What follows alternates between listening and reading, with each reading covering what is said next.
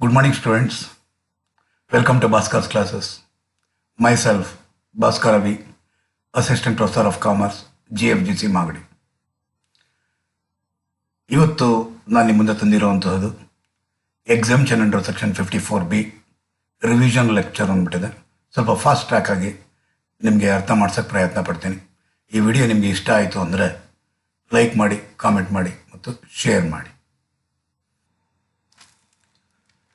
Exemption under section 54B. Exemption under section 54B ಯಾವಾಗ ಸಿಗುತ್ತೆ?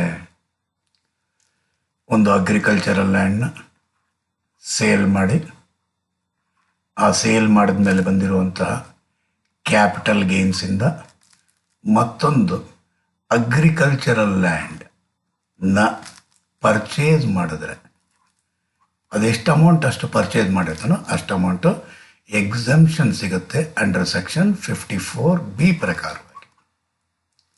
ಈ ಅಗ್ರಿಕಲ್ಚರಲ್ ಲ್ಯಾಂಡ್ ಹೊಸದಾಗಿ ಪರ್ಚೇಸ್ ಮಾಡೋದು ಅರ್ಬನ್ ಏರಿಯಾದಲ್ಲಾದ್ರೂ ಹಾಕ್ಕೊಳ್ಳಿ, ಅರ್ಬನ್ ಅಗ್ರಿಕಲ್ಚರಲ್ ಲ್ಯಾಂಡ್ ಆದ್ರೂ ಆಗಲಿ ಅಥವಾ ರೂರಲ್ ಅಗ್ರಿಕಲ್ಚರಲ್ ಲ್ಯಾಂಡ್ ಆದ್ರೂ ಆಗಲಿ ಪರ್ಚೇಸ್ ಮಾಡ್ಬೋದು.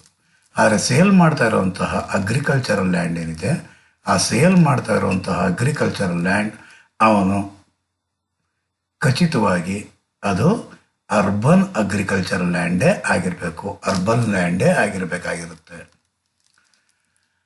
ಅಕಸ್ಮಾತ್ ಏನಾದರೂ ರೂರಲ್ ಲ್ಯಾಂಡ್ ಏನಾದ್ರು ಪರ್ಚೇಸ್ ಮಾಡಿದ್ರೆ ಎಕ್ಸಂಪ್ಷನ್ ಸಿಗಲ್ವಾ? ನಿಮ್ಮ ಹತ್ರನೇ ಉತ್ತರ ಇದೆ. ರೂರಲ್ ಅಗ್ರಿಕಲ್ಚರಲ್ ಲ್ಯಾಂಡ್ ಆಗಿದ್ದರೆ ಅದು ಕ್ಯಾಪಿಟಲ್ ಅಸೆಟ್ಟೇ ಅಲ್ಲ. ಕ್ಯಾಪಿಟಲ್ ಅಸೆಟ್ಟೇ ಅಲ್ಲ ಅಂದರೆ ಅದರಿಂದ ಬಂದಿರುವಂಥ ಗೇನ್ ಕ್ಯಾಪಿಟಲ್ ಗೇನ್ನಲ್ಲಿ ಟ್ಯಾಕ್ಸಬಲ್ ಆಬ್ವಿಯಸ್ಲಿ ಆಗೋದೇ ಇಲ್ಲ. ಸೊ ಅವನು ಸೇಲ್ ಮಾಡ್ತಾ ಇರುವಂತಹ agricultural land urban agricultural land ಆಗ್ತಾ ಇರಬೇಕು, ಅದರಿಂದ ಏನಾದ್ರು ಗೇನ್ ಬಂದಿರಬೇಕು. ಅಗ್ರಿಕಲ್ಚರಲ್ ಲ್ಯಾಂಡ್ ಏನಾದ್ರು ಪರ್ಚೇಸ್ ಮಾಡಿದ್ರೆ ಅವನಿಗೆ 54B ಪ್ರಕಾರವಾಗಿ ಎಕ್ಸಂಪ್ಷನ್ ಸಿಗುತ್ತೆ. ಆ ಪರ್ಚೇಸ್ ಮಾಡ್ತಾ ಇರುವಂತಹ ಅಗ್ರಿಕಲ್ಚರಲ್ ಲ್ಯಾಂಡ್ ಅದು ರೂರಲ್ ಆದರೂ ಆಗಿರ್ಬೋದು, ಅರ್ಬನ್ ಆದರೂ ಆಗಿರ್ಬೋದು. ಇದಕ್ಕೆ ಕಂಡೀಷನ್ಸ್ ಕಂಡೀಷನ್ಸ್ ಏನೇನಿದೆ ಅಂದರೆ, ಫಸ್ಟ್ ಎಲಿಜಿಬಲ್ ಅಸೆಸಿ ಯಾರ್ಯಾರು ಈ ಎಕ್ಸಂಪ್ಷನ್ ಅಂಡರ್ ಸೆಕ್ಷನ್ 54Bನ ಕ್ಲೈಮ್ ಮಾಡ್ಬೋದು. ಅವನು ಇಂಡಿವಿಜುವಲ್ ಆರು ಆಗಿರ್ಬೋದು, HUFR ಆಗಿರ್ಬೋದು, ಇವರಿಬ್ಬರಿಗೂ ಸಿಗುತ್ತೆ. ಸರ್, ಕಂಪನಿ ಆಗಿದ್ದರೆ, ಫರ್ಮ್ ಆಗಿದ್ದರೆ, ಅಸೋಸಿಯೇಷನ್ ಆಫ್ ಪರ್ಸನ್ಸ್ ಆಗಿದ್ರೆ, BOI ಆಗಿದ್ದರೆ ಇವ್ರಿಗೆಲ್ಲ ಸಿಗುತ್ತೆ ಸರ್. ಇವ್ರಿಗೆಲ್ಲ ಸಿಗಲ್ಲ. ಯಾರಿಗೆ ಮಾತ್ರ ಸಿಗುತ್ತೆ?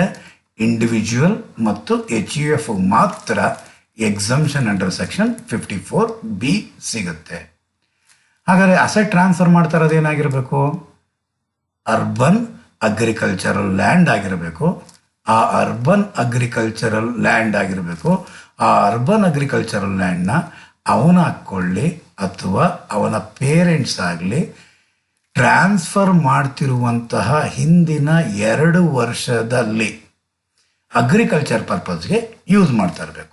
ಉದಾಹರಣೆಗೆ 10/10/2018ಗೆ ಸೇಲ್ ಮಾಡ್ತಾನೆ ಅಂತ ಅನ್ಕೋಣ. ಸೇಲ್ ಮಾಡ್ತಾ ಇರುವಂತಹ ಹಿಂದಿನ 2 ವರ್ಷಗಳ ಕಾಲ ಅವನ ಹಾಕ್ಕೊಳ್ಳಿ, ಅವನ ಪೇರೆಂಟ್ಸ್ ಹಾಕ್ಕೊಳ್ಳಿ, ಅದನ್ನು ಅಗ್ರಿಕಲ್ಚರಲ್ ಪರ್ಪಸ್ಗೆ ಯೂಸ್ ಮಾಡ್ತಾ ಇರಬೇಕು. ಮತ್ತು ನೇಚರ್ ಆಫ್ ಅಸೆಟ್ ಏನಾಗಿರಬೇಕು? ಈ ಸೇಲ್ ಮಾಡ್ತಾ ಇರುವಂತಹ ಅಸೆಟ್ ಅದು ಶಾರ್ಟ್ ಟರ್ಮ್ ಕ್ಯಾಪಿಟಲ್ ಅಸೆಟ್ ಆದರೂ ಆಗಲಿ ಅಥವಾ ಲಾಂಗ್ ಟರ್ಮ್ ಕ್ಯಾಪಿಟಲ್ ಅಸೆಟ್ ಆದರೂ ಹಾಕ್ಕೊಳ್ಳಿ, ಎಕ್ಸಂಪ್ಷನ್ ಅಂಡರ್ ಸೆಕ್ಷನ್ 54B ಸಿಗುತ್ತೆ. ಆದರೆ ಜ್ಞಾಪಕ ಇಟ್ಕೊಳ್ಳಿ, ಎಕ್ಸಂಪ್ಷನ್ ಅಂಡರ್ ಸೆಕ್ಷನ್ 54 ಕ್ಲೈಮ್ ಮಾಡುವಾಗ ಅದು ಏನಾಗಿರಬೇಕು? ಲಾಂಗ್ ಟರ್ಮ್ ಕ್ಯಾಪಿಟಲ್ ಅಸೆಟ್ಟೇ ಆಗಿರಬೇಕಾಗಿತ್ತು. ಆದರೆ 54B ಕ್ಲೈಮ್ ಮಾಡುವಾಗ ಆ ಅಗ್ರಿಕಲ್ಚರಲ್ ಲ್ಯಾಂಡ್ ಏನು ಸೇಲ್ ಮಾಡ್ತಾ ಇದೀನೋ ಅದು ಲಾಂಗ್ ಟರ್ಮ್ ಆದರೂ ಆಗಿರ್ಬೋದು, ಶಾರ್ಟ್ ಟರ್ಮ್ ಕ್ಯಾಪಿಟಲ್ ಅಸೆಟ್ ಬೇಕಾದ್ರೂ ಆಗಿರ್ಬೋದು. ನ್ಯೂ ಅಸೆಟ್ನ ಇವಾಗ ಪರ್ಚೇಸ್ ಮಾಡ್ತಾ ಇರೋದು ಏನಾಗಿರಬೇಕು? ಅರ್ಬನ್ ಅಗ್ರಿಕಲ್ಚರಲ್ ಲ್ಯಾಂಡ್ ಆದರೂ ಆಗಿರಲಿ, ರೂರಲ್ ಅಗ್ರಿಕಲ್ಚರಲ್ ಲ್ಯಾಂಡ್ ಆದರೂ ಆಗಿರಲಿ, ರೂರಲ್ ಏರಿಯಾ ಅಥವಾ ಅರ್ಬನ್ ಏರಿಯಾ ಇವೆರಡರಲ್ಲಿ ಯಾವುದರಲ್ಲಾದರೂ ಕೂಡ ಅವನಿಗೆ ಎಕ್ಸಂಪ್ಷನ್ ಸಿಗುತ್ತೆ. ಆದರೆ ಸೇಲ್ ಮಾಡ್ತಾ ಇರೋದು ಮಾತ್ರ ಅರ್ಬನ್ ಅಗ್ರಿಕಲ್ಚರಲ್ ಲ್ಯಾಂಡ್ ಆಗಿರಬೇಕು.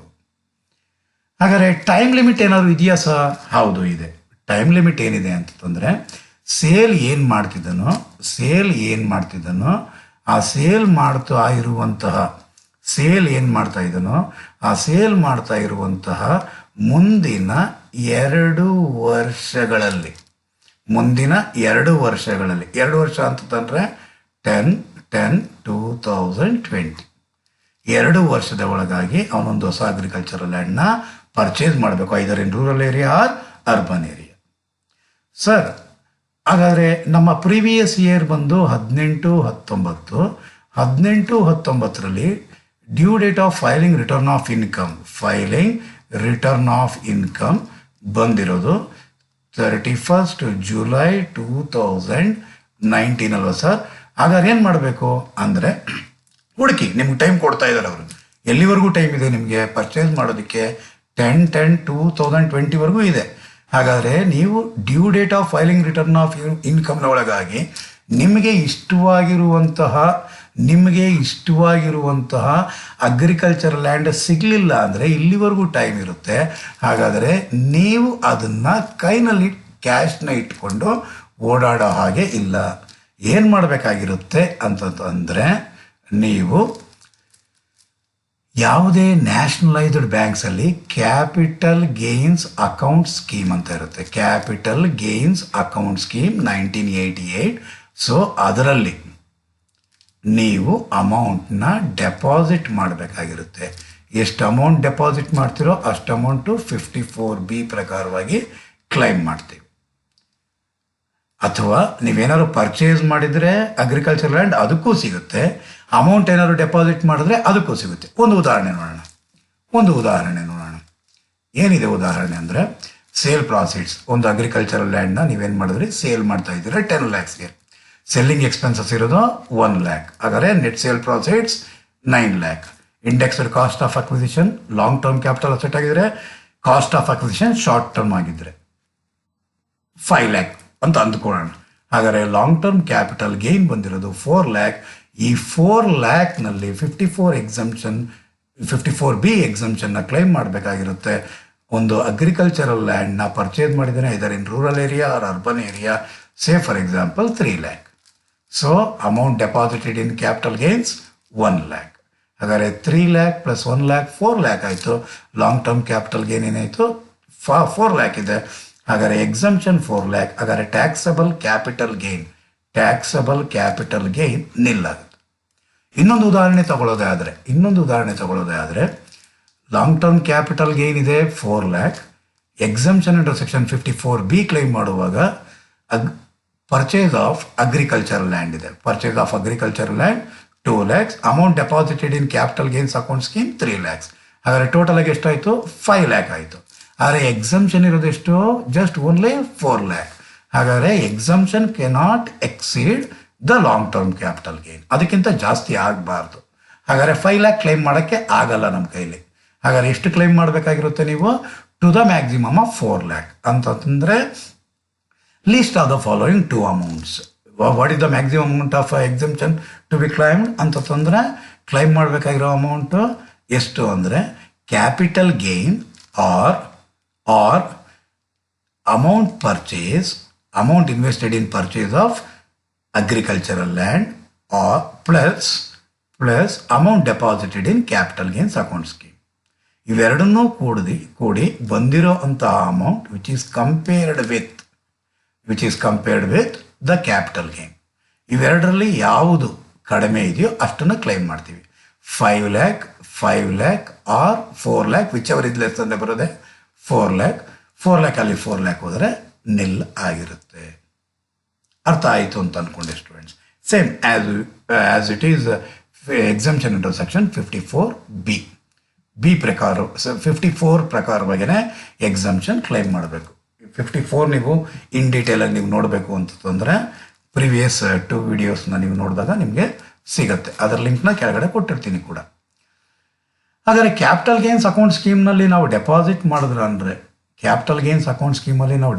ಮಾಡಿದ್ರೆ ಅದನ್ನು ಯಾವ ಟೈಮ್ ಒಳಗಡೆ ನಾವು ಯುಟಿಲೈಸ್ ಮಾಡಬೇಕಾಗಿರುತ್ತೆ ಅಂದರೆ, ಯಾವ ಸೇಲ್ ಮಾಡಿರುವಂತಹ ದಿನಾಂಕದಿಂದ ಮುಂದಿನ 2 ವರ್ಷಗಳ ಕಾಲ ಅವನಿಗೆ ಇರುತ್ತೆ. ಅಂದರೆ 10/10/2020 ಇರುತ್ತೆ. 10/10/2020 ಇರುತ್ತೆ. ಹಾಗಾದರೆ 10/10/2020 ಅವನಿಗೆ ಕ್ಯಾಪಿಟಲ್ ಗೇನ್ಸ್ ಅಕೌಂಟ್ ಸ್ಕೀಮ್ನಲ್ಲಿ ಡೆಪಾಸಿಟ್ ಮಾಡಿ ಡೆಪಾಸಿಟ್ ಮಾಡೋದನ್ನ ಯುಟಿಲೈಸ್ ಮಾಡೋಕ್ಕೆ ಅವಕಾಶ ಇರುತ್ತೆ. ಸೊ ಅವನ ಅಕಸ್ಮಾತ್ ಯುಟಿಲೈಸ್ ಮಾಡಲಿಲ್ಲ ಅಂದರೆ amount which is not utilised by the ಸಸಿ ವಿತಿನ್ ದಿಸ್ ಪೀರಿಯಡ್ ಅಂದಾಗ ಯಾವ ವರ್ಷ ಎಕ್ಸೀಡ್ ಆಗುತ್ತೋ ಆ ವರ್ಷ ಶಾರ್ಟ್ ಟರ್ಮ್ ಕ್ಯಾಪಿಟಲ್ ಗೇನ್ ಅಂತ ಟ್ಯಾಕ್ಸಬಲ್ ಆಗಿರುತ್ತೆ. ಅಂದರೆ ಅರ್ಥ ಈ ಯಾವ ವರ್ಷ ಎಕ್ಸೀಡ್ ಆಗುತ್ತೆ 2021 ಅನ್ನೋ ಇಯರ್ನಲ್ಲಿ ಎಕ್ಸೀಡ್ ಆಗುತ್ತೆ. 2021 ಅನ್ನೋದಲ್ಲಿ unutilised amount short term capital gain ಅಂತ ಟ್ಯಾಕ್ಸಬಲ್ ಆಗಿರುತ್ತೆ. ಒಂದು ಉದಾಹರಣೆ ಹೇಳಬೇಕು ಅಂದಾಗ ಕ್ಯಾಪಿಟಲ್ ಗೇನ್ಸ್ ಅಕೌಂಟ್ ಸ್ಕೀಮ್ನಲ್ಲಿ ಎಷ್ಟು ಡೆಪಾಸಿಟ್ ಮಾಡಿದ್ದಾನೆ, ಇಲ್ಲಿ 3 lakhನ ಡೆಪಾಸಿಟ್ ಮಾಡಿದ್ದಾನೆ. ಹಾಗಾದರೆ ಈ ಡೇಟ್ನ ಒಳಗಾಗಿ ಅವನೇನು ಮಾಡಿದ್ದಾನೆ, 2 lakhನ ಯುಟಿಲೈಸ್ ಮಾಡಿದ್ದಾನೆ.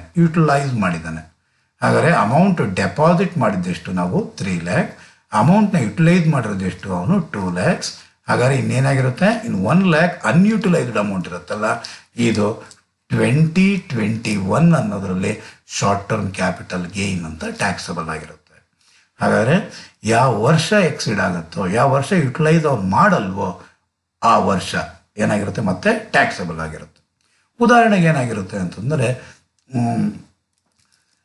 ಅವನು ನೆಕ್ಸ್ಟ್ ಇಯರಲ್ಲೇ 18-19 ನಿಮ್ಮ ಪ್ರೀವಿಯಸ್ ಇರೋದು 19-20 ಅವನೇನು ಮಾಡ್ಬಿಡ್ತಾನೆ ಅಂತಂದರೆ 19-20 ಅವನು 2 ಲಕ್ಷ ಯುಟಿಲೈಸ್ ಮಾಡ್ತಾನೆ. ಇನ್ನು ಮಿಕ್ಕಿರೋದನ್ನು 1 ಲಕ್ಷ ವಿತ್ಡ್ರಾ ಮಾಡಿಬಿಡ್ತಾನೆ ಅಂತ ಅಂದ್ಕೊಳ್ಳಿ, ಪರ್ಸ್ನಲ್ ಯೂಸ್ಗೆ ಮಾಡ್ಕೊತಾನೆ. ಹಾಗಾದರೆ ಎಷ್ಟು ಅಮೌಂಟ್ ಯುಟಿಲೈಸ್ ಮಾಡಿದನೋ ಅಷ್ಟು ಅಮೌಂಟ್ ಆಲ್ರೆಡಿ ಎಕ್ಸಮ್ಷನ್ ಕ್ಲೈಮ್ ಮಾಡಿದ್ದೀರಾ. ಈ ಅನ್ಯೂಟಿಲೈಸ್ಡ್ ಅಮೌಂಟ್ ಯಾವುದಕ್ಕೋಸ್ಕರ, ಅಗ್ರಿಕಲ್ಚರ್ ಲ್ಯಾಂಡ್ನ ಪರ್ಚೇಸ್ ಮಾಡಿದಿರ ಅವನು ಪರ್ಸ್ನಲ್ ಯೂಸ್ಗೋಸ್ಕರ ಯೂಸ್ ಮಾಡಿದ್ದಾನೆ. ಯಾವ ವರ್ಷ 19-20 ಅಂದರೆ 19-20 ಏನಾಗಿರುತ್ತೆ, ಅವನು ವಿತ್ಡ್ರಾ ಮಾಡಿಬಿಟ್ಟಿದ್ದಾನೆ ಪರ್ಸ್ನಲ್ ಯೂಸ್ಗೆ ಅಂದರೆ 19-20 ಅದೇನಾಗಿರುತ್ತೆ ಟ್ಯಾಕ್ಸಬಲ್ ಆಗಿಬಿಡುತ್ತೆ. ಅವನ ಅಕಸ್ಮಾತ್ ಯುಟಿಲೈಸ್ ಮಾಡಿದ್ರೆ ಅಲ್ಲೇ ಬಿಟ್ಟಿದ್ರ ಅಂದರೆ 20-21 ಅದು ಶಾರ್ಟ್ ಟರ್ಮ್ ಕ್ಯಾಪಿಟಲ್ ಗೇನ್ ಅಂತ ಟ್ಯಾಕ್ಸಬಲ್ ಆಗಿರುತ್ತೆ. ಮತ್ತೆ minimum holding of A period ಅಂದರೆ ಈಗ ಹೊಸದಾಗಿ ಪರ್ಚೇಸ್ ಮಾಡಿರುವಂಥ ಅಗ್ರಿಕಲ್ಚರಲ್ ಲ್ಯಾಂಡ್ನ ಅವನು ಎಷ್ಟು ವರ್ಷಗಳ ಕಾಲ ಹೋಲ್ಡ್ ಮಾಡಿ ಇಟ್ಕೊಂಡಿರ್ಬೇಕಾಗಿರುತ್ತೆ, ಅವನು ಸೇಲ್ ಮಾಡಬಾರ್ದು. ಅಂದರೆ ಎಷ್ಟು ವರ್ಷಗಳ ಕಾಲ, 3 years ಅವನು ಸೇಲ್ ಮಾಡಬಾರ್ದು. ಅಂದರೆ ಯಾವ ಡೇಟಿಂದ, ಅವನು ಪರ್ಚೇಸ್ ಮಾಡಿರೋ ಡೇಟಿಂದ. ಸೇ ಫಾರ್ ಎಕ್ಸಾಂಪಲ್ ಅವನು 10-10-19 ಅವನು ಪರ್ಚೇಸ್ ಮಾಡಿದ್ದಾನೆ ಅಂತ ಅಂದ್ಕೊಳ್ಳಿ. ಒಂದು ಅಗ್ರಿಕಲ್ಚರ್ ಲ್ಯಾಂಡ್ ಏನು ಮಾಡಿದ್ದಾನೆ, ಪರ್ಚೇಸ್ ಮಾಡಿದ್ದಾನೆ. ಅಂದರೆ ಆ ಪರ್ಚೇಸ್ ಮಾಡಿರೋ ಡೇಟಿಂದ 3 years ಕಾಲ ಅವನೇನು ಮಾಡಬಾರ್ದು, ಸೇಲ್ ಮಾಡಬಾರ್ದು ಅಂತಂದರೆ 10-10-20-21-22 10-10-22 ಅವನು ಸೇಲ್ ಮಾಡಬಾರ್ದು. ಅಕಸ್ಮಾತ್ ಈ ಪೀರಿಯಡ್ ಒಳಗಡೆ ಏನಾದ್ರು ಸೇಲ್ ಮಾಡಿಬಿಟ್ರೆ, 3 ವರ್ಷದ ಒಳಗಾಗಿ ಏನಾದ್ರು ಸೇಲ್ ಮಾಡಿಬಿಟ್ರೆ, ಯಾವ ವರ್ಷ ಸೇಲ್ ಮಾಡಿರ್ತಾನೋ ಆ ವರ್ಷ ನೋಡಿ ರೆಡ್ಯೂಸ್ಡ್ ಕಾಸ್ಟ್ ಆಫ್ ಅಕ್ವಿಸಿಷನ್ ಏನಾಗಿರುತ್ತೆ, ರೆಡ್ಯೂಸ್ ಆಗಿರುತ್ತೆ. ರೆಡ್ಯೂಸ್ ಮಾಡಿ ಆಮೇಲೆ ಸೇಲ್ ಪ್ರಾಸೆಸಲ್ಲಿ ರೆಡ್ಯೂಸ್ ಮಾಡಿ ಆಮೇಲೆ ತೊಗೊಬೇಕಾಗಿರುತ್ತೆ. ಉದಾಹರಣೆಗೆ ಸೇಲ್ ಮಾಡ್ತಾ ಇರೋದು ಇವಾಗ ಹೊಸ ಅಗ್ರಿಕಲ್ಚರಲ್ ಲ್ಯಾಂಡ್ನ ಅವನು ಪರ್ಚೇಸ್ ಮಾಡಿದ್ದು 2 lakhsಗೆ ಅಂದ್ಕೊಳ್ಳಿ. ಎಕ್ಸಾಮ್ಷನ್ ಎಷ್ಟು ಕ್ಲೈಮ್ ಮಾಡಿದ್ದಾನೆ, 2 lakhs ಕ್ಲೈಮ್ ಮಾಡಿದ್ದಾನೆ. ಅದನ್ನು ಅವನು ಎಷ್ಟಕ್ಕೆ ಮಾರ್ತಾ ಇದ್ದಾನೆ, 5 lakhಗೆ ಮಾರ್ತಾ ಇದ್ದಾನೆ ಅಂದ್ಕೊಳ್ಳಿ. ಹಾಗಾದರೆ 5 lakh ಸೇಲ್ ಪ್ರಾಫಿಟ್ಸ್. ಹಾಗಾದರೆ ಕಾಸ್ಟ್ ಆಫ್ ಅಕ್ವಿಸಿಷನ್ ಎಷ್ಟು, 2 lakh ಮೈನಸ್ ರೆಡ್ಯೂಸ್ ಆಗಬೇಕು. ಎಷ್ಟು ಅವನು ಎಕ್ಸಾಮ್ಷನ್ ಆಲ್ರೆಡಿ ಪಡೆದಿದ್ದಾನೆ, 2 lakh ಎಕ್ಸಾಮ್ಷನ್ ಪಡೆದಿದ್ದಾನೆ. 2 lakh ಅಲ್ಲಿ 2 lakh ಹೋಯಿತು ಅಂತಂದರೆ ಬರೋದೆಷ್ಟು, ಕಾಸ್ಟ್ ಆಫ್ ಅಕ್ವಿಸಿಷನ್ ನಿಲ್ಲಾಗಿರುತ್ತೆ. 5 lakh ಅಲ್ಲಿ ನಿಲ್ಲೋಯ್ತು ಅಂದರೆ 5 lakh ಅನ್ನೋದೇ ಏನಾಗಿರುತ್ತೆ, ಶಾರ್ಟ್ ಟರ್ಮ್ ಕ್ಯಾಪಿಟಲ್ ಗೇನ್ ಆಗಿ ಟ್ಯಾಕ್ಸಬಲ್ ಆಗಿರುತ್ತೆ. ಒಂದು ಉದಾಹರಣೆ ತಗೊಳ್ಳೋದೇ ಆದರೆ mister Shashidhar sells an agricultural land in Kanpur on 16/6/18 for rupees 15 lakhs. Agare sale proceeds 15 lakhs. Land purchased by him on 15/7/2001 for rupees 5 lakhs. Agare cost of acquisition ಏನಾಯಿತು, 5 lakh ಆಯಿತು. He purchased another agricultural land for rupees 76 lakhs. 76 ಲಕ್ಷಕ್ಕೆ ಅವನು purchase ಮಾಡಿದನಂತೆ. ಯಾವಾಗ, before due date of filing return of income. Compute taxable capital gain. ಹಾಗಾದರೆ ಇದನ್ನು ನಾವು calculate ಮಾಡೋದೇ ಆದರೆ ಸೇಲ್ ಪ್ರಾಫಿಟ್ಸ್ ಎಷ್ಟಕ್ಕೆ ಸೇಲ್ ಮಾಡ್ತಾ ಇರೋದವನು 15 lakhs ಲೆಸ್ ಸೆಲ್ಲಿಂಗ್ ಎಕ್ಸ್ಪೆನ್ಸಸ್ ಏನು ಕೊಟ್ಟಿಲ್ಲ ಅಂದ್ಕೊಂಡಿದ್ದೀನಿ. ಸೊ ನೆಲ್ ಬರುವಂಥ 15 lakhs ಅನ್ನೋದನ್ನ ಏನಂತ ಕರಿತೀರಾ, ನೆಟ್ ಸೇಲ್ ಪ್ರಾಫಿಟ್ಸ್ ಅಂತ ಕರಿತೀರಾ. Less indexed cost of acquisition. Indexed cost of acquisition ಏನಕ್ಕೆ, ಅವನು 2001 ಪರ್ಚೇಸ್ ಮಾಡಿರೋದು 3 yearsಗಿಂತ ಜಾಸ್ತಿ ಆಗಿದೆ ಪರ್ಚೇಸ್ ಮಾಡಿ. ಸೊ ಇಂಡೆಕ್ಸೇಷನ್ ಫೆಸಿಲಿಟಿ ಅವನಿಗೆ ಸಿಗುತ್ತೆ.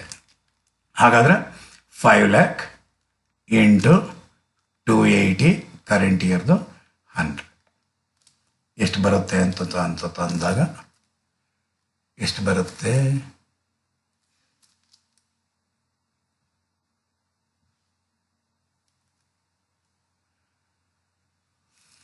ಎಸ್ 5 lakh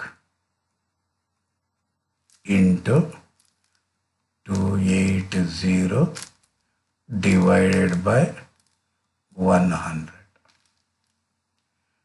ಎಷ್ಟು ಬರುತ್ತೆ, 14 lakhs ಬರುತ್ತೆ. ಎಷ್ಟು ಬರುತ್ತೆ, 14 lakhs ಬರುತ್ತೆ. ಇಂಪ್ರೂವ್ಮೆಂಟ್ಸ್ ಏನು ಮಾಡಿಲ್ಲ. ಸೊ ಬರುವಂತಹದ್ದು 1 lakh. ಇದೇನಿದು ಲಾಂಗ್ ಟರ್ಮ್ ಕ್ಯಾಪಿಟಲ್ ಗೇನ್. ಏನು ಮಾಡಬೇಕು, less exemption under section 54B. Less exemption under section 54B. 54B claim ಮಾಡಬೇಕು. 54B ಕ್ಲೈಮ್ ಮಾಡಬೇಕು ಅಂದರೆ ಅವನು ಏನು ಮಾಡಿದ್ದಾನೆ, ಅವನು ಪರ್ಚೇಸ್ ಮಾಡಿದ್ದಾನೆ. Purchase of new agricultural land. ಎಷ್ಟಕ್ಕೆ ಪರ್ಚೇಸ್ ಮಾಡಿರೋದು, 76 lakhs. ಈಗ ಇವಾಗ ನಾನು ಹೇಳಿರೋದೇನು, long term capital gain or 1 lakh or 76 lakhs, whichever is lower. Which one is lower? 1 lakh is lower. ಹಾಗಾದರೆ ಎಷ್ಟು ಸಿಗುತ್ತೆ, 1 lakh ಎಕ್ಸಂಪ್ಷನ್ ಸೆಕ್ಷನ್ 54B ಸಿಗುತ್ತೆ. ಸೊ 1 lakh ಅಲ್ಲಿ 1 lakh ಹೋದರೆ ಬರೋದು ನಿಲ್ ಆಗಿರುತ್ತೆ. ಇದೇನೆ taxable capital gain, taxable long term capital gain ಆಗಿರುತ್ತೆ. ಇಷ್ಟೇ ಸ್ಟೂಡೆಂಟ್ಸ್. ಇನ್ನೊಂದು ಎಕ್ಸಾಂಪಲ್ ತಗೊಳ್ಳೋದೇ ಆದರೆ ಮಿಸ್ಟರ್ ಎಕ್ಸ್ ಪರ್ಚೇಸ್ಡ್, ಏನು ಪರ್ಚೇಸ್ ಮಾಡ್ತಾ ಇದ್ದಾನೆ, ಅಗ್ರಿಕಲ್ಚರಲ್ ಲ್ಯಾಂಡ್ನ ಯಾವಾಗ ಪರ್ಚೇಸ್ ಮಾಡ್ತಾ ಇದ್ದಾನೆ, 1/10/2001. ಎಷ್ಟಕ್ಕೆ ಪರ್ಚೇಸ್ ಮಾಡ್ತಾ ಇದ್ದಾನೆ, ಸೇಮ್ ಒಂದು 5 lakhಗೆ ಅಂತ ಅನ್ಕೋಣ. 5 lakh. ದೆನ್ ಇದನ್ನು ಅವನೇನು ಮಾಡ್ತಾ ಇದ್ದಾನೆ, ಸೇಲ್ ಮಾಡ್ತಾ ಇದ್ದಾನೆ. ಯಾವಾಗ 10/10/2018ಗೆ ಸೇಲ್ ಮಾಡ್ತಾ ಇದ್ದಾನೆ. ಎಷ್ಟಕ್ಕೆ ಸೇಲ್ ಮಾಡ್ತಾ ಇದ್ದಾನೆ, ಒಂದು 20 lakhಗೆ ಸೇಲ್ ಮಾಡ್ತಾ ಇದ್ದಾನೆ. ಈ 20 lakhಗೆ ಸೇಲ್ ಮಾಡುವಾಗ ಅವನೇನು ಮಾಡ್ತಾನೆ, 1/1/19ಗೆ ಒಂದು ಅಗ್ರಿಕಲ್ಚರಲ್ ಲ್ಯಾಂಡ್ನ ಪರ್ಚೇಸ್ ಮಾಡ್ತಾ ಇದ್ದಾನೆ. ಎಷ್ಟಕ್ಕೆ ಪರ್ಚೇಸ್ ಮಾಡ್ತಾ ಇದ್ದಾನೆ, 5 lakh. 31st March 2019ಗೆ ಅವನು ಕ್ಯಾಪಿಟಲ್ ಗೇನ್ಸ್ ಅಕೌಂಟ್ ಸ್ಕೀಮಲ್ಲಿ, ಕ್ಯಾಪಿಟಲ್ ಗೇನ್ಸ್ ಅಕೌಂಟ್ ಸ್ಕೀಮಲ್ಲಿ ಡೆಪಾಸಿಟ್ ಮಾಡ್ತಾ ಇದ್ದಾನೆ. ಎಷ್ಟು ಅಮೌಂಟ್ ಡೆಪಾಸಿಟ್ ಮಾಡ್ತಾ ಇದ್ದಾನೆ, ಒಂದು 6 lakh ಡೆಪಾಸಿಟ್ ಮಾಡ್ತಾ ಇದ್ದಾನೆ ಅಂತ ಅನ್ಕೋಣ. 16 lakh ಡೆಪಾಸಿಟ್ ಮಾಡ್ತಾ ಇದ್ದಾನೆ ಅಂತ ಅನ್ಕೋಣ. 16 ಲಕ್ಷ.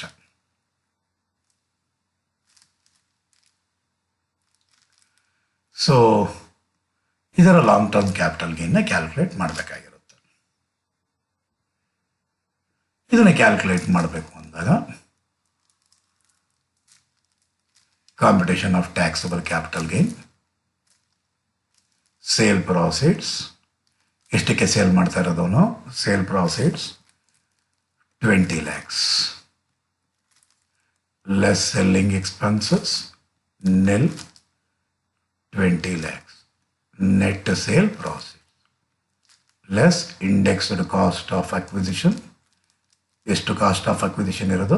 5 lakh ಇರೋದು ಇಂಟು 280 ಡಿವೈಡ್ ಬೈ 100.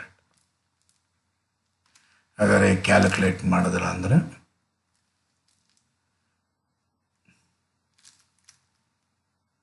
ಇಲ್ಲೇ ಮಾಡಿದ್ದೀವಿ. 5 lakh ಇಂಟು 280 ಡಿವೈಡ್ ಬೈ 100 ಮಾಡಿದ್ರೆ 14 lakh ಬಂದಿದೆ. 14 lakhs. S, ಬರುವಂತಹದು 6 lakhs. ಇದನ್ನೇ ನಾವೇನಂತ ಕರಿತೀರೋ ಲಾಂಗ್ ಟರ್ಮ್ ಕ್ಯಾಪಿಟಲ್ ಗೇನ್. ಇದನ್ನೇ ಅವನು ಇಂಪ್ರೂವ್ಮೆಂಟ್ ಬೇಕಾದ್ರೆ ಮಾಡಿರ್ಬೋದು. ಇಂಪ್ರೂವ್ಮೆಂಟ್ ಕೊಟ್ಟಿದ್ರು ಕೂಡ ನಾವು ಇಂಡೆಕ್ಸ್ ಮಾಡಬೇಕಾಗಿರುತ್ತೆ ಲಾಂಗ್ ಟರ್ಮ್ ಕ್ಯಾಪಿಟಲ್ ಅಸೆಟ್ ಆಗಿರುತ್ತೆ.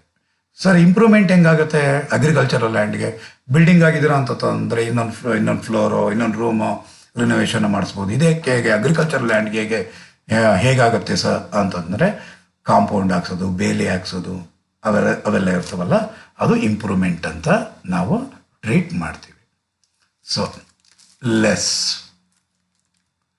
Less exemption under section 54B.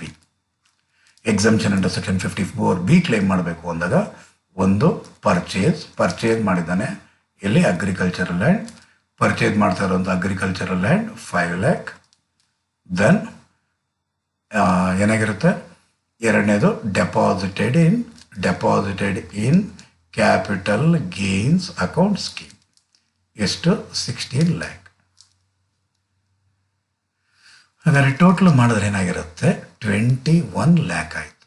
ಹಾಗಾದರೆ 54B ಕ್ಲೈಮ್ ಮಾಡೋಕ್ಕೆ ಅವಕಾಶ ಇರೋದು, ಕ್ಲೈಮ್ ಮಾಡೋಕ್ಕಾಗೋದು 21 lakh. ಹಾಗಾದರೆ ಇಲ್ಲಿರೋದು 6 lakhs. ಹಾಗಾದರೆ ಇವಾಗ ಏನು ಮಾಡಬೇಕು? 6 lakh or 21 lakh, whichever is lower. Which one is lower?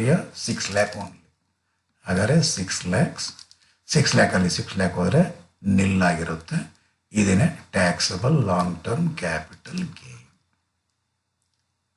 ಇಷ್ಟೇ ಸ್ಟೂಡೆಂಟ್ಸ್, ಇದನ್ನೇ ಎಕ್ಸಂಪ್ಷನ್ ಅಂಡರ್ ಸೆಕ್ಷನ್ 54B. ಹಾಗಾದರೆ 54B ಒಂದು ಕನ್ಕ್ಲೂಷನ್, ಒಂದು ಅಗ್ರಿಕಲ್ಚರಲ್ ಲ್ಯಾಂಡ್ನ, ಅದು ಎಂಥದ್ದು? ಅರ್ಬನ್ ಅಗ್ರಿಕಲ್ಚರಲ್ ಲ್ಯಾಂಡ್ನ ಸೇಲ್ ಮಾಡಿ ಮತ್ತೊಂದು ಅಗ್ರಿಕಲ್ಚರಲ್ ಲ್ಯಾಂಡ್ನ, ಎಂಥದ್ದು? ಅದು ರೂರಲ್ ಆರು ಆಗಿರ್ಬೋದು, ಅರ್ಬನ್ ಆರು ಆಗಿರ್ಬೋದು, ಪರ್ಚೇಸ್ ಮಾಡಿದರೆ ಎಕ್ಸಂಪ್ಷನ್ ಅಂಡರ್ ಸೆಕ್ಷನ್ 54B ಸಿಗತ್ತೆ. ಈ ಅರ್ಬನ್ ಅಗ್ರಿಕಲ್ಚರಲ್ ಲ್ಯಾಂಡ್ ಏನು ಸೇಲ್ ಮಾಡ್ತಾ ಇದ್ದೀರೋ ಅದನ್ನು ಅವನು ಹಾಕ್ಕೊಳ್ಳಿ, ಅವನ ಪೇರೆಂಟ್ಸ್ ಹಾಕ್ಕೊಳ್ಳಿ, 2 years ಅಗ್ರಿಕಲ್ಚರ್ ಪರ್ಪಸ್ಗೆ ಯೂಸ್ ಮಾಡ್ತಾ ಇರಬೇಕು. ಈ ಹೊಸ ಅಗ್ರಿಕಲ್ಚರಲ್ ಲ್ಯಾಂಡ್ನ ಪರ್ಚೇಸ್ ಮಾಡೋದನ್ನು ಟೈಮ್ ಲಿಮಿಟ್ ಏನು? ಮುಂದಿನ 2 ವರ್ಷಗಳು. ಹಿಂದಿನ ವರ್ಷಗಳೇನಿಲ್ಲ, ಮುಂದಿನ 2 ವರ್ಷ ಮಾತ್ರ ಇರುವಂಥದ್ದು. 54ನಲ್ಲಿ ಏನಾಗಿರೋದು? ಹಿಂದಿನ 1 ವರ್ಷ ಅಥವಾ ಮುಂದಿನ 2 ವರ್ಷ. ಕನ್ಸ್ಟ್ರಕ್ಷನ್ 3 ವರ್ಷ, ಮುಂದಿನ 2 ವರ್ಷ ಪರ್ಚೇಸು, ಮುಂದಿನ 3 ವರ್ಷ ಕನ್ಸ್ಟ್ರಕ್ಷನ್ಗೆ ಟೈಮ್ ಇರೋದು. ಆದರೆ ಇಲ್ಲಿ 2 ವರ್ಷ ಮಾತ್ರ ಇರುತ್ತೆ. ಮುಂದಿನ 2 ವರ್ಷಗಳಲ್ಲಿ ಪರ್ಚೇಸ್ ಮಾಡಬೇಕು. ಈ ಹೊಸ್ದಾಗಿ ಪರ್ಚೇಸ್ ಮಾಡಿರುವಂಥ ಅಸೆಟ್ನ ಅವನು 3 years ಹೋಲ್ಡ್ ಮಾಡಿರಲೇಬೇಕು. ಮತ್ತು ಕ್ಯಾಪಿಟಲ್ ಗೇನ್ಸ್ ಅಕೌಂಟ್ ಸ್ಕೀಮ್ನಲ್ಲಿ ಡೆಪಾಸಿಟ್ ಏನು ಮಾಡಿದಾನೋ ಆ ಅಮೌಂಟ್ನ ಅವನು 2 years ಒಳಗಾಗಿ ಅವನೇನು ಮಾಡಿರಬೇಕು? ಯುಟಿಲೈಸ್ ಮಾಡಿರಬೇಕಾಗಿರುತ್ತೆ. ಯುಟಿಲೈಸ್ ಮಾಡಲಿಲ್ಲ ಅಂದರೆ ಯಾವ ವರ್ಷ ಎಕ್ಸಿಡ್ ಆಗುತ್ತೋ ಅಥವಾ ವಿತ್ಡ್ರಾ ಮಾಡಿರ್ತಾನೋ ಪರ್ಸ್ನಲ್ ಯೂಸ್ಗೆ, ಆ ವರ್ಷ ಏನಾಗಿರುತ್ತೆ? ಟ್ಯಾಕ್ಸಬಲ್ ಆಗಿರುತ್ತೆ as short term capital gain. 3 ವರ್ಷದೊಳಗಾಗಿ ಸೇಲ್ ಮಾಡಿದ್ರ ಅಂತಂದರೆ ಆ ಒಂದು ಅಸೆಟ್ನ short term capital gain arise ಆಗುತ್ತೆ. ಅಲ್ಲಿ ಆಲ್ರೆಡಿ ಎಕ್ಸಂಪ್ಷನ್ ಎಷ್ಟು ಕ್ಲೈಮ್ ಮಾಡಿರ್ತಾನೋ, ಮತ್ತೆ ಅಂಡರ್ಲೈನ್ ಮಾಡಿ ಹೇಳ್ತಾ ಇದ್ದೀನಿ, ಆಲ್ರೆಡಿ ಎಷ್ಟು ಎಕ್ಸಂಪ್ಷನ್ನ ಕ್ಲೈಮ್ ಮಾಡಿರ್ತಾನೋ ಆ ಕ್ಲೈಮ್ ಮಾಡಿರುವಂತಹ amount cost of the asset, ಅಂದರೆ ಕಾಸ್ಟ್ ಆಫ್ ಅಕ್ವಿಸಿಷನ್ನಲ್ಲಿ ರೆಡ್ಯೂಸ್ ಆಗುತ್ತೆ. ರೆಡ್ಯೂಸ್ ಮಾಡಿದ್ಮೇಲೆ ಬಂದಿರುವಂಥ ಅಮೌಂಟ್ ಕಳೆದ್ರೆ, ಸೇಲ್ ಪ್ರಾಸೆಸ್ಸಲ್ಲಿ ಕಳೆದ್ಮೇಲೆ ಬರುವಂಥ amount short term capital gain ಅಂತ ಟ್ಯಾಕ್ಸ್ ಆಗುತ್ತೆ. ಇದೇನೆ exemption under section 54B. Students, ಈ ವಿಡಿಯೋ ನಿಮಗೆ ಇಷ್ಟ ಆಗಿದರೆ ಲೈಕ್ ಮಾಡಿ, ಕಾಮೆಂಟ್ ಮಾಡಿ ಮತ್ತು ಶೇರ್ ಮಾಡಿ. ನಿಮ್ಮ ಫ್ರೆಂಡ್ಸ್ಗಳು ಕೂಡ ಶೇರ್ ಮಾಡಿ. ಓಕೆ, ಬಾಯ್ ಬಾಯ್.